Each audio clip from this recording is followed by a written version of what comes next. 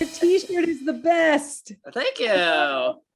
Wait, we need to get you this t-shirt. Hold on. I'm gonna get this on you for your next show. Look at that. The Yeah. Oh, it's a little blurry. There you go. I see it now. Yeah. Well, I'm very excited to talk to you about the film is your festival. passion. And so you went to Penn State, huh? Nope, I teach in Penn State. Oh, you teach it? Okay, my dad was an alum from there. That's why I asked. No That's way. cool. Okay. Where are you located? Well, I grew up in Baltimore, Maryland, and then I moved to California, and now I just moved to Orlando. Oh, sweet. Yeah. That's apparently the place to be. Yeah. Something like that. So your dad went to Penn State, you know how Yeah, it is. he grew up in Johnstown, Pennsylvania. So. Well, you know, I like that because of, you know, my appreciation for the area, my newly discovered appreciation for the area. Mm-hmm. So, very cool. well, I'm excited to dive into the film festival, but before that, here at Bionic Buzz, we're all about people's passions. Where did your passion to be a filmmaker kind of come from? Because you also done your own independent film. I besides the film do. festival. You know, was a certain film inspired or something else was natural for you as a child? Taking away my questions. Those are the kinds of questions I ask. Oh, cool. My passion for filmmaking actually came from Yiddish storytelling. So I was raised super Hasidic, really religious, and Yiddish was my first language. And I just saw the power of storytelling. And then the picture part, probably as I started to get my own education, I would say people like Agnes Varda, who's that documentary filmmaker who did what I had seen was The Gleaners and I, which is about looking at other people's trash. And I like that. People throw out, you know, and how one man's trash is another man's treasure kind of thing. I love that. So a combination of telling your story plus doing it with a sense of humor. Yeah, I love that. Cool. So how do you pronounce it? Because I'm dyslexic. Is it Centre Film Festival? Is that correct? Or you can call it whatever you want to call it as long as you get to the festival. We don't care. The festival's November 1st through 7th. 1st through 7th. Mm-hmm. In Central PA. It's throughout Central Pennsylvania, right? Throughout, well, actually, because of the pandemic, we're going hybrid. So that allows us to be virtual also. So most of our films are available everywhere in Pennsylvania, and some of them are just available everywhere.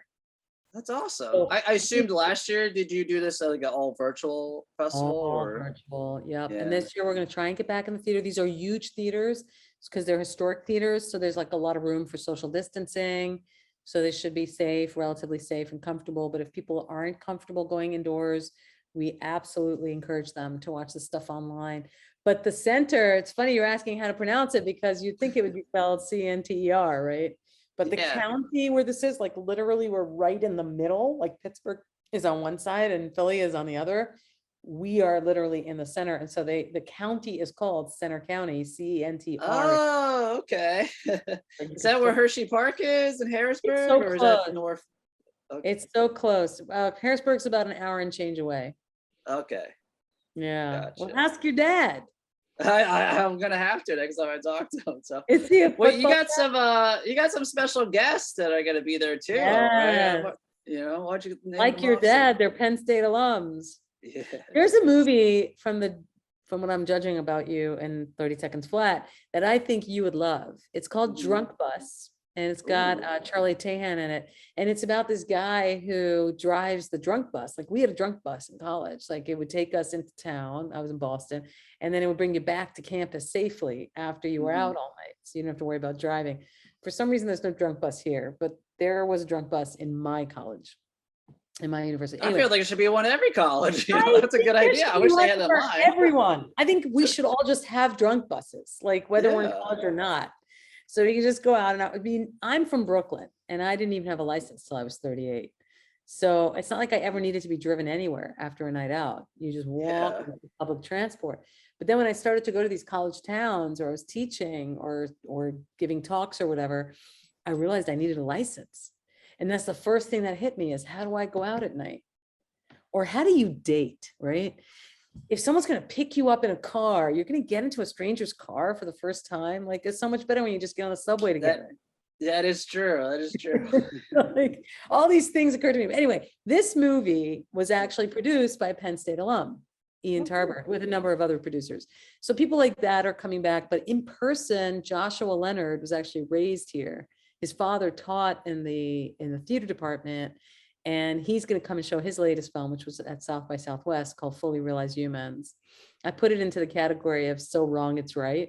I mean, it is totally I like that. I like that. It is such a disturbing comedy that I love it. And it's strong, it's powerful. It makes you realize how freaking scary it is to become a parent, you know? And so, but it's very fun. So he's coming back to town. You have 2 kids? So yeah. I say no more. It's scary. It's what it's about. And but it's fun though. I enjoy it, you know. He's hilarious in it, and so is his co-star, and he's coming into town because of course he's from here, so he's returning home, as it were. And Patrick Fabian is coming. He's the Better Call Saul guy. Like, you think he'll be the nice guy? For the morning show too. Yeah. Yes. Well, he got trained here, just like your dad. He went to Penn State. Oh. Yeah, and so he's getting an award this weekend, and I say to him, "Hey, you're in town, so do you want to come to this new festival we're starting?" And it's in this theater. I got to tell you about it. It's gorgeous. It's a movie palace. It's 107 years old. It's called the Rowland. And he goes, I got to stop you right there. I know the Rowland. My mother was an usher at the Rowland. And I was like, that's it. Wow. That was it. It was like a match made in Central PA. So that's cool. This is the reason we do what we do. You talk about passion. Yeah. I mean, I loved going to like old movie theaters like that. Seeing a movie in that environment, it's just more special. I don't know why, but we got to get you out here next year. Maybe if you can come next weekend, come and play. You'd have such a good time. It's in definitely 3 historic theaters. Orlando. What does Orlando have? Oh, don't say Disney World. I don't think so. I mean, we had some in LA. When I was in DC, we had the Uptown Theater, which was really cool. DC has historic theaters. Even LA, they didn't totally demolish all of them, but Orlando has Disney. It's the opposite of historic theaters. Yeah. I don't think there was anything here back in the day. It was just orange groves and swamps before Disney really showed up. Let's be nice to Orlando. But yeah, you guys got a lot of cool categories. One of my favorites is animation. You know, I used to do animation when I was in LA. So really? You got categories in that. Was it comedy, documentaries, thrillers, anything else I'm missing out on? World. Don't forget the kids. I know you like to blank them out because you have 2 of them, but they need to watch stuff too.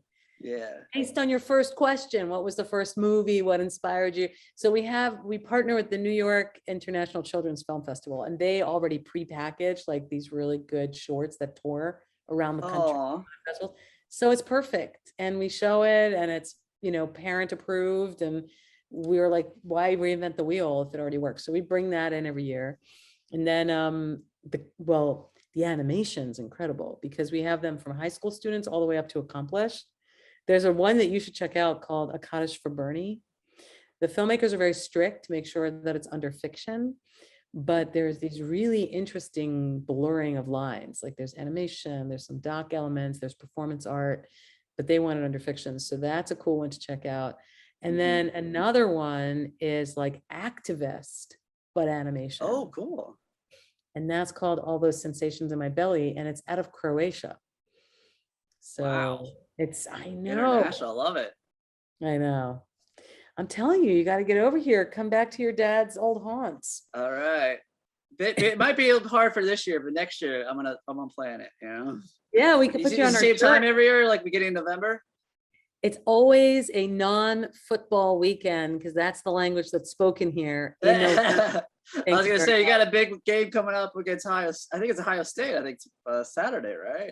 I know. And then what we ended up doing is we ended up giving this guy Keegan-Michael Key our new award because he also went to Penn State. Yeah. He is really funny. And my Mac's about to die. We'll wrap this up in a couple minutes. Yeah, tell that to my computer. So anyway, long story short, you never know what's brewing here.